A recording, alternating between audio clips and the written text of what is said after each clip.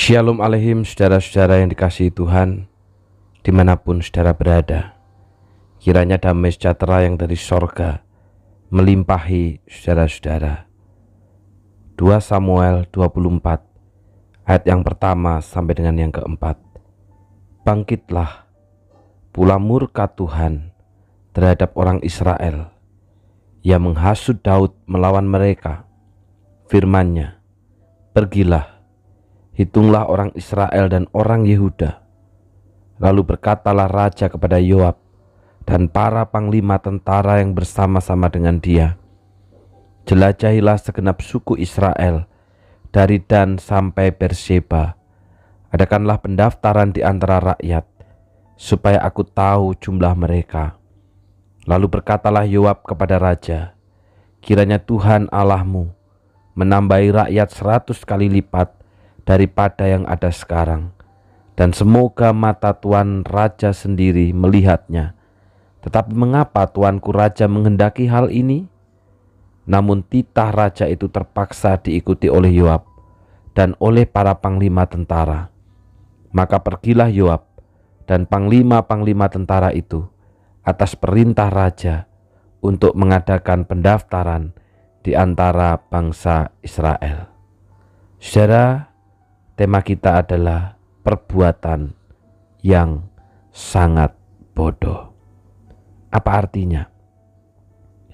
Apakah artinya tidak terpelajar? Bukan, saudara. Saudara, mengapa cerita Daud di dalam 2 Samuel ditutup dengan peristiwa dosa? Apa memang Alkitab mau menggambarkan Daud dalam nuansa yang buruk? Padahal Daud adalah model raja yang berpaut sepenuh hati kepada Tuhan. Saudara, nas ini memang menunjukkan bahwa Daud telah melakukan dosa. Ia memaksa menghitung kekuatan militernya, walaupun Yoab mencoba mencegah dia. Daud kelihatannya mulai beralih dari bergantung kepada Tuhan, jadi mengandalkan kekuatan militernya. Namun begitu hasil sensus militer tersebut keluar, hati Daud langsung gemetar dan ia langsung meminta ampun kepada Tuhan. Dikatakan begini dalam ayat yang ke-10, aku telah sangat berdosa karena melakukan hal ini.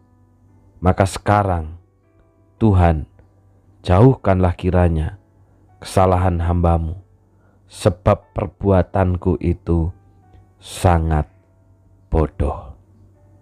Saudara, dikatakan perbuatanku itu sangat bodoh. Bukan karena Daud tidak terpelajar, bukan karena Daud telah kehilangan kepandaiannya, bukan. Tetapi karena Daud telah mengandalkan kekuatannya sendiri dan tidak lagi mengandalkan kekuatan Tuhan. Orang yang benar bisa jatuh dalam dosa, namun bukan hati yang mencintai dosa. Karena ketika hati sudah mencintai dosa, maka itu akan dilakukan terus-menerus. Dan ini adalah ciri orang fasik, terus-menerus melakukan dosa. Daud memang jatuh. Daud memang melakukan kesalahan. Tapi kemudian dia mengakui kesalahannya itu. Kemudian dia bertobat, dan kemudian dia berada di dalam penyesalan yang sangat dalam. Dan pertobatannya itu terlihat saat ia memilih salah satu dari 3 alternatif hukuman yang akan Tuhan jatuhkan akibat dosanya. Daud memilih hukuman yang langsung dari Allah, yaitu 3 hari penyakit sampar ke negerinya. Saudara, ada pilihan-pilihan yang lain. Daud bisa memilih untuk melarikan diri selama 3 bulan dari musuh-musuhnya. Daud juga bisa memilih 3 tahun kelaparan di negerinya. Tetapi Daud memilih 3 hari penyakit sampar di negerinya. Saudara, mengapa Daud memilih pilihan ini? Mengapa Daud memilih 3 hari penyakit sampar yang dialami oleh seluruh umatnya? Di dalam 2 Samuel 24 ayat 14 dikatakan begini, sangat susah hatiku, biarlah kiranya kita jatuh ke dalam tangan Tuhan, sebab besar kasih sayangnya. Tetapi janganlah aku jatuh ke dalam tangan manusia. Saudara, Daud memilih 3 hari penyakit sampar menimpa umatnya, menimpa bangsanya, karena Daud percaya bahwa dalam murkanya pun Allah tetap mengaruniakan kasih sayangnya yang besar. Jikalau dalam menghitung sensus militer, dia seolah mengandalkan kekuatan militernya dan tidak bergantung kepada Allah, maka sekarang dia kembali bergantung sepenuhnya kepada anugerah dan belas kasihan Allah. Saudara, kadang ketika sesuatu terjadi, Allah sebenarnya sedang mengajar kita untuk makin bergantung kepadanya. Mengandalkan kekuatan diri ternyata merupakan kesalahan serius di hadapan Tuhan. Sampai Daud berkata, sangat bodoh yang aku lakukan, perbuatanku sangat bodoh. Sebab tindakan mengandalkan kekuatan sendiri berarti mengesampingkan Allah. Dan jelas mengapa kemudian Allah tidak suka. Maka kita perlu waspada, saudara, karena ini sering terjadi di dalam kehidupan kita. Saat kita sukses, saat kita berhasil, saat semuanya lancar, kita cenderung bangga dan lupa ada Allah yang memampukan kita. Tapi saat susah, saat lemah, saat kita jatuh, kita berhitung kekuatan diri untuk menangani masalah. Sering jadi tindakan pertama kita, yaitu kita mengandalkan kekuatan diri, kita mengandalkan kekuatan orang lain, kita mengandalkan kekuatan manusia, dan bukan kita mengandalkan kekuatan Allah. Hari ini, saudara, banyak yang menyampaikan betapa ekonomi sedang berada di dalam kelesuan. Ada yang menyampaikan tiap harinya bukan lagi untung yang diperoleh, bukan lagi hasil yang diperoleh, tetapi justru rugi dan rugi, karena daya beli masyarakat itu sedang berada di dalam kelesuan. Tapi hari ini firman Tuhan mengajarkan kepada kita, saudara, mari kita terus bergantung sepenuhnya kepada belas dan kasih sayang Allah. Allah punya cara yang luar biasa untuk menolong kita. Bagian kita adalah terus bergantung kepadanya, terus mengandalkan Dia. Tuhan memberkati. Mari kita berdoa.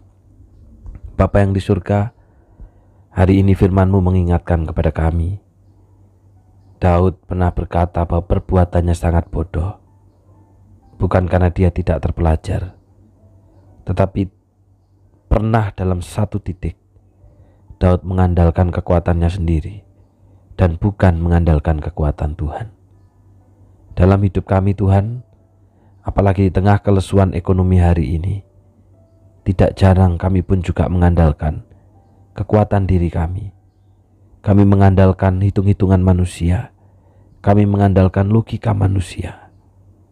Tetapi hari ini kami diingatkan, di tengah segala kesulitan dan kesuraman itu, biarlah kami tetap mengandalkan Allah. Karena ketika kami mengesampingkan Allah, itu merupakan tindakan yang bodoh. Engkaulah yang memiliki alam semesta, Engkaulah yang memiliki segala sesuatu. Engkau punya cara untuk menolong kami, untuk memberkati kami. Karena itu tolonglah Bapa kami semua di dalam segala kesulitan itu. Kami hanya mengandalkan Allah, kami hanya mengandalkan Engkau, kami bergantung penuh kepada Engkau. Berdoa juga Tuhan secara khusus untuk saudara-saudara kami, mereka yang saat ini sedang berada di dalam proses pemulihan. Senantiasa berdoa untuk Ibu Komangsari yang masih terus mengikuti proses sinar yang masih sangat panjang dan lama.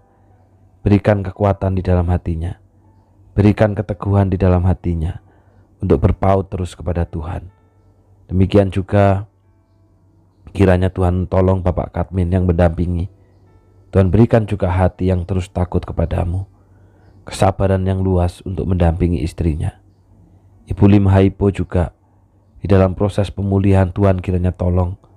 Biarlah kiranya Ibu Lim Haipo bersama dengan seluruh keluarga makin terus belajar untuk bergantung kepada Allah, untuk mengandalkan kekuatan Allah, karena Engkaulah yang memiliki kami. Biarlah kiranya dalam segala proses itu makin sehat kembali dan makin bersama-sama di dalam persekutuan orang kudus. Mengingat juga Tuhan untuk Papa daripada Suafi, Tuhan kiranya Engkau berkenan untuk memakai baik Suafi maupun Ais Yuing untuk dapat memberitakan akan Kristus itu, untuk dapat memberitakan akan Injil itu. Dan di dalam segala kesederhanaan, biarlah Papa daripada Suafi pun dapat mendengar berita Injil, bahkan dengan bibirnya dapat mengaku dan percaya kepada Yesus Kristus sebagai Tuhan dan Juru Selamatnya. Kiranya Tuhan yang memberikan kekuatan. Demikian juga mengingat untuk Bu Pris yang akan berangkat juga ke Malang untuk penanganan lebih lanjut lagi terkait dengan pemasangan ring jantung. Kiranya Tuhan tolong sertai, berikan hati yang terus bergantung kepada Tuhan. Setiap fase biarlah kiranya hatinya dipenuhi dengan pengharapan dan kekuatan serta ketakutan kepada Engkau.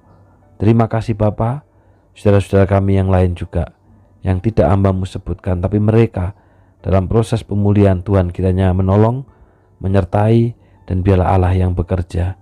Mengingat juga untuk Palita Tuhan yang akan diadakan hari ini di GKT Mimbo, Tuhan kiranya menolong, menyertai hamba-hamba Tuhan dari Banyuwangi ke Mimbo, bersekutu di sana dan kembali ke Banyuwangi. Kiranya berkat rohani yang dari surga yang menyertai. Buatlah persekutuan ini untuk menguatkan satu dengan yang lain, untuk mengandalkan Allah. Di dalam nama Tuhan Yesus kami dah berdoa. Amin. Tuhan memberkati.